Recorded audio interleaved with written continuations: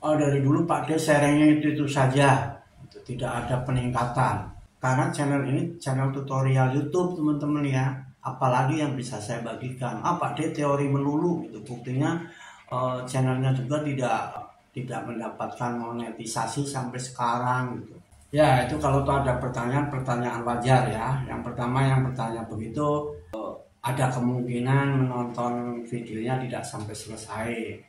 Terus yang kedua ya siapapun tidak bisa menjawab ya kalau ditanya soal rezeki. Saya mengajak teman-teman untuk berpikir lebih menyeluruh dan teliti seperti itu. Untuk apa? Untuk keluar dari kesalahan yang dilakukan berulang-ulang. Assalamualaikum warahmatullahi wabarakatuh. Teman-teman dimanapun berada, semoga kita senantiasa sehat sekeluarga. Ada beberapa hal yang boleh saya sampaikan teman ya. Pertama adalah kenapa menyarankan atau mengarahkan meninggalkan saling subscribe. Ini alasannya teman-teman ya. Ya, saya bacakan ini ya. Konten yang menawarkan kesepakatan bahwa Anda akan subscribe ke channel kreator lain jika kreator itu subscribe ke channel Anda, yang dikenal dengan istilah sub for sub. Ya, mari kita kembangkan ini, menerjemahkan ini.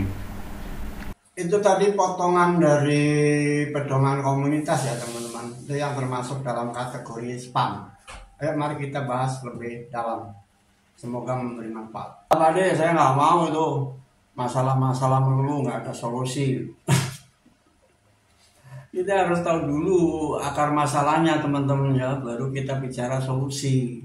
Kalau kita saling subscribe ya, singkat kata kita memiliki 1000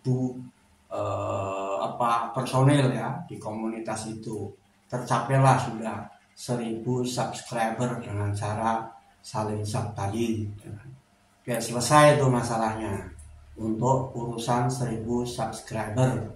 Kita ambil satu saja ya, yang singkat padat. Jumlah subscriber itu tidak mewakili jumlah penonton. Apalagi yang subscribe bukan dengan cara tulus dan ikhlas, bukan dengan cara menyukai video kita, tentunya tidak mewakili sama sekali jumlah penonton. Clear ya teman-teman? Saya hanya mengejar sampai 1000 subscriber aja cukup. Selanjutnya saya tidak perlu seperti itu lagi karena sudah terpenuhi. Saya tinggal mengejar 4000 jam tayang. Baiklah, masalahnya selesai, masalah diri sendiri, ya kan? Apakah teman yang lain juga sudah selesai seperti itu? Belum tentu. Kenapa belum tentu?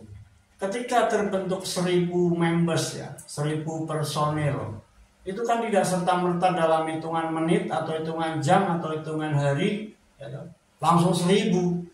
Kan tidak begitu. Ya, teman yang lain yang belum mencapai 1000 subscriber akan unsubscribe. Sehingga ya jadi begitu deh.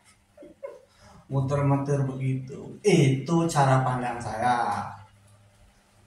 Baik, ketangkap ya teman-teman. Selanjutnya mengejar 4000 jam tayang.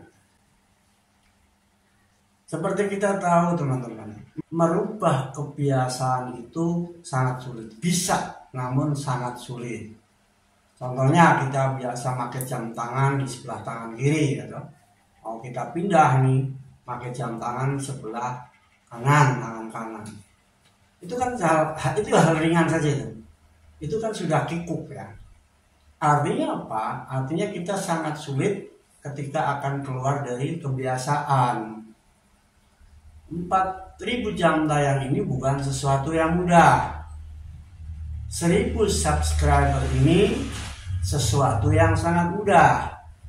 Nah, ketika kita mencapai 1000 subscriber, kebiasaan-kebiasaan seperti yang telah disebutkan tadi, secara otomatis kita sulit merubah kebiasaan sehingga diterapkan lagi di mengejar 4000 jam tayang. Itu maksudnya kenapa saya sharing kepada teman-teman, maksudnya begitu.